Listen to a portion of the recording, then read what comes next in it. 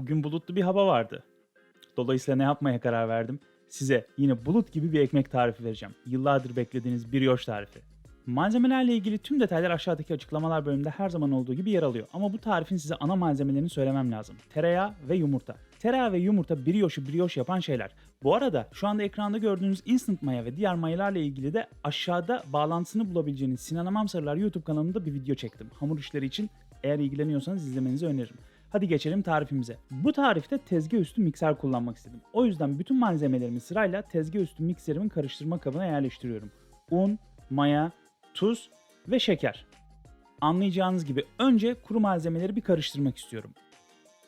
Ondan sonra da yaş malzemeleri eklemeye başlayacağım. Her ikisi de oda sıcaklığının biraz üzerinde, yaklaşık 30 derecede diyebilirim.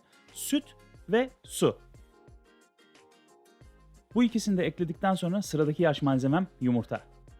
Brioche yapan şeylerden biri de bütün bu ağır malzemeleri kaldıran hamuru. O hamuru hazırlamak için önce mikseri 5 dakika yavaşta çalıştırıyorum. Sonra da 12 dakika boyunca hızda çalıştırıyorum. Masa yerinden oynuyor. Öyle söyleyeyim size. Ardından sıra tereyağını eklemeye geldi. Tereyağını eklerken de şöyle bir şey yapmanızı öneririm. Tezgah üstü mikserlerinin hemen hemen tamamı aynı prensiple çalışır. Bir kafa bölümü vardır, onu oynatabilirsiniz. Bir de aşağıda sabit kalan bölümü vardır. Kafa bölümünü kaldırın, hamuru kancadan aşağıya sıvayın ve tereyağını oda sıcaklığında sürülebilir haldeki tereyağını hamura yedirin ve ondan sonra yavaş yavaş tereyağı tamamen hamurla bir araya gelene kadar karıştırmaya devam edin. Karıştırdıktan sonra böyle kuvvetli, güçlü ve birazdan ekmeğe dönüşecek bir hamur elde edeceksiniz.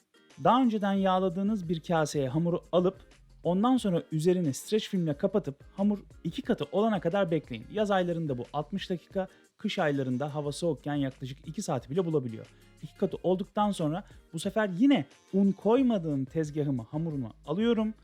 Onu söndürüyorum. Her biri yaklaşık 100 gram olacak şekilde porsiyonlamaya başlıyorum.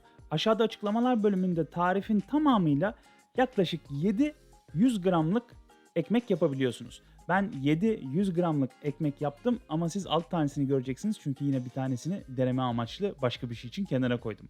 Bu arada geçen videolarda bu ekmeği nasıl yuvarlayacağız, nasıl katlayacağız diye soranlar vardı. Yine ekranda gördüğünüz gibi bu bölümü özellikle tutuyorum, hızlı geçmiyorum.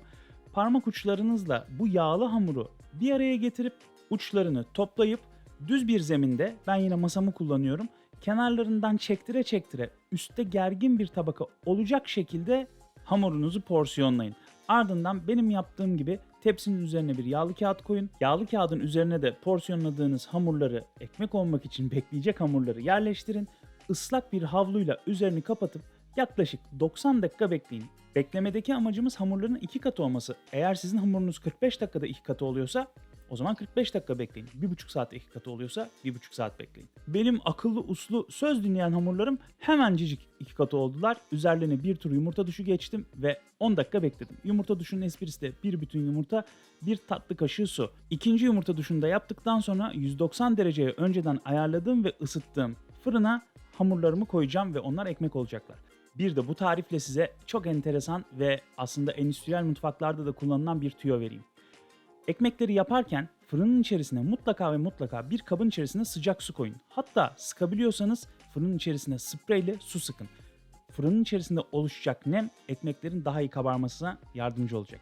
Ve ekmekleriniz şu anda gördüğünüz gibi benimkilere benzeyecekler. Harika bir brioche yaptık.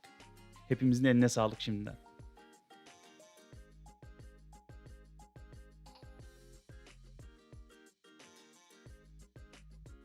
Hokkaido süt ekmeği videosunu izleyenler dokusunu merak etmişlerdi. Şu bastırma testiyle aslında bu ekmeğin de brioche'unuzun da ne dokuda olduğunu size anlatmış olurum diye tahmin ediyorum. Bir de şu parçalanmaya baksanıza. Lime lime oluyor. Dokudan bahsetmişken bu ekmekle ilgili size şöyle bir öneride daha bulunabilirim. Bu hamuru bu forma getirmeden, dolayısıyla burger ekmeği formuna sokmadan bir tost ekmeği haline getirebilir ya da çikolatalı bizim babka dediğimiz diğer ekmeklerden yapabilirsiniz. Deneyenlerin şimdiden ellerine sağlık. Bir sonraki bölümde görüşürüz. Umarım bu videoyu beğenmişsinizdir.